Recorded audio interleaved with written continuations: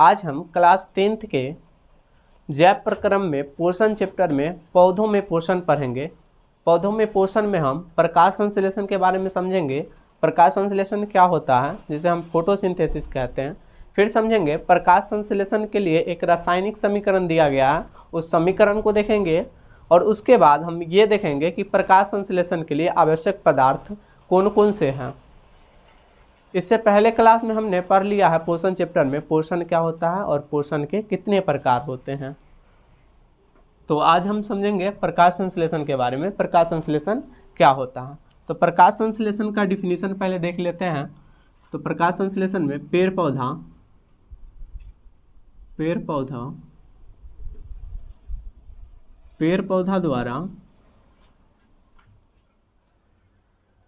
पौधा द्वारा CO2 जल एवं क्लोरोफिल के माध्यम से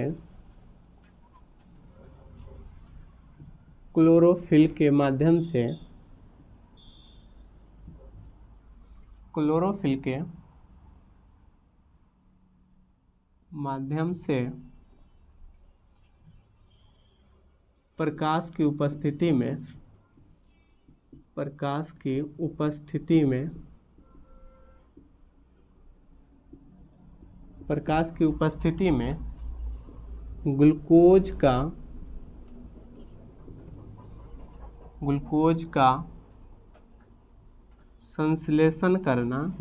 का संश्लेषण करना प्रकाश संश्लेषण कहलाता है। प्रकाश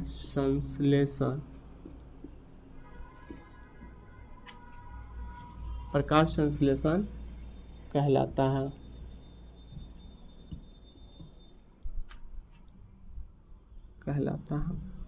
पेड़ पौधा द्वारा CO2 जल एवं क्लोरोफिल के माध्यम से प्रकाश की उपस्थिति में ग्लूकोज का संश्लेषण करना प्रकाश संश्लेषण कहलाता है। यहाँ पे हमने एक शब्द लिखाया ग्लूकोज का संश्लेषण करना, यानी ग्लूकोज का बनना प्रकाश संश्लेषण कहलाता है। हम यहाँ पे एक समीकरण के माध्यम से समझेंगे। प्रकाश संश्लेषण प्रक्रिया को एक रासायनिक समीकरण द्वारा व्यक्त किया गया है। तो समीकरण को देखेंगे यहाँ पे। समीकरण तो प्रकाश संश्लेषण के लिए CO2 की आवश्यकता हुई और H2O यानी जल की आवश्यकता हुई। CO2 और जल की, और साथ ही साथ सूर्य के प्रकाश और क्लोरोफिल के माध्यम से ग्लूकोज का निर्माण हुआ। ग्लूकोज का फार्मूला होता है C6H12O6। फिर ग्लूकोज के साथ ऑक्सीजन का निर्माण हुआ O2 और कुछ हाइड्रोजन का यानी हाइड्रोक्साइड यानी जल की। तो फिर हम यहाँ पे एक बैलेंस बना लेते हैं, जैसे 6CO2 + 12H2O।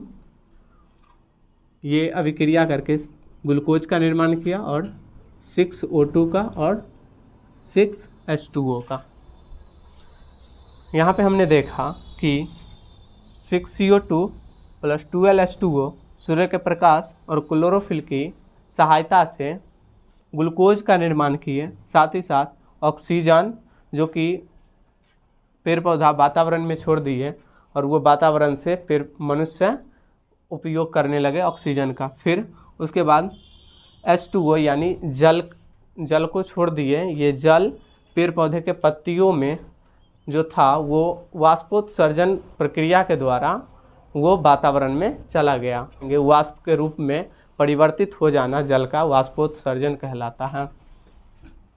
फिर हम अब देखेंगे प्रकाश संश्लेषण के समीकरण देख लिए। अब देखेंगे प्रकाश संश्लेषण के लिए आवश्यक पदार्थ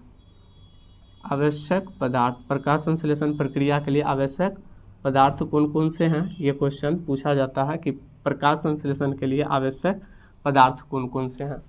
तो प्रकाश संश्लेषण के लिए आवश्यक पदार्थ 4 हैं। हम एक एक करके देखते हैं कौन कौन है। पहला जल, दूसरा कार्बन डाइऑक्साइड,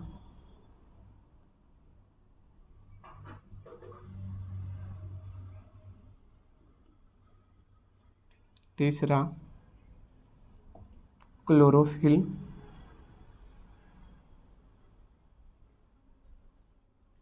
कार्बन डाइऑक्साइड को हम CO2 भी बोलते हैं, जल को H2O।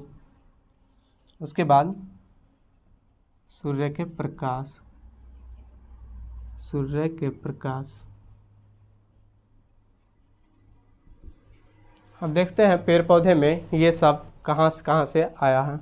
तो जल जो है जड़ के माध्यम से, यानी मृदा में जल होते हैं और मृदा के माध्यम से पेड़ पौधे के जड़ों में जाता है और जड़ से वो पत्तियों तक पहुंचता है। देखते हैं जैसे एक पेड़ पौधा है, उसमें पत्ती है, एक जड़ है, जड़ में बहुत सारे रोम होते हैं जिसको मूल रोम कहते हैं। मूल रोम के माध्यम से यहाँ पे जल का देखेंगे, जल कैसे पेड़ पौधे के पत्तियों तक पहुँचता है। तो पेड़ पौधे के पत्तियों तक पहुँचने के लिए जड़ जो है मिट्टी में रहता है और मिट्टी से जल जो है मूल रोम के माध्यम से जड़ में पहुँचाता है और जड़ क्या करता है कि जड़ जो है जड़ में पहुँचने के बाद जाइलम उत्तक के द्वारा ये पेड़ पौधे के पत्तियों तक पहुँचता है और पत्तियों से हर एक सिरा तक पहुँच जाता है।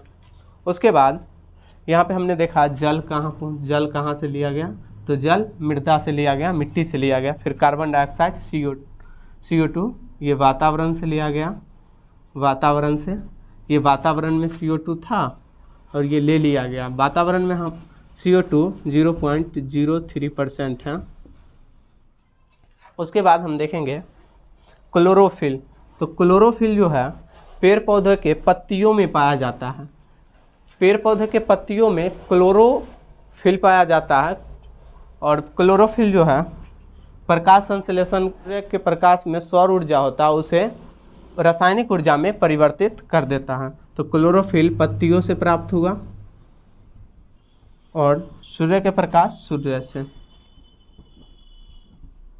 सूर्य से प्राप्त होकर के एक प्रक्रिया हुआ और इस प्रक्रिया के फलस्वरूप ग्लूकोज का निर्माण हुआ। यही ग्लूकोज का निर्माण हुआ और पेड़ पौधे इसी से अपना ऊर्जा लेकर के पेड़ पौधा वृद्धि करते हैं, विकास करते हैं। तो आज हमने जाना प्रकाश संश्लेषण क्या होता है, फिर उसके बाद हमने जाना प्रकाश संश्लेषण के लिए समीकरण क्या है, फिर उसके बाद प्रकाश संश्लेषण के लिए आवश्यक घटक यानी कौन कौन से कच्ची सामग्री है जिसके कारण प्रकाश संश्लेषण होता है। तो प्रकाश संश्लेषण के लिए जल आवश्यक है। फिर जल कहाँ से आता है, तो मृदा से जड़ के द्वारा पेड़ पौधे के पत्तियों तक पहुँचाया जाता है। उसके बाद हम देखें कार्बन डाइऑक्साइड जो वातावरण में रहता है और वातावरण से पेड़ पौधा कार्बन डाइऑक्साइड को लेते हैं। फिर क्लोरोफिल जो होता है पेड़ पौधे के पत्तियों में क्लोरोप्लास्ट नामक वर्णक पाया जाता है जिसमें क्लोरोफिल पाया जाता है। और उसके बाद हम देखें सूर्य के प्रकाश जो सूर्य से प्राप्त होता है और इसी प्रक्रिया के फलस्वरूप ग्लूकोज का निर्माण होता है, इसे हम प्रकाश संश्लेषण कहते हैं। इस सारी चीज़ों को हमने बताया।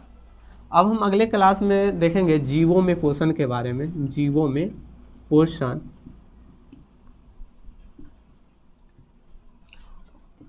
पोषण में हम समझेंगे अमीबा में पोषण के बारे में। पहले अमीबा में पोषण के बारे में, तो अगला अमीबा में पोषण।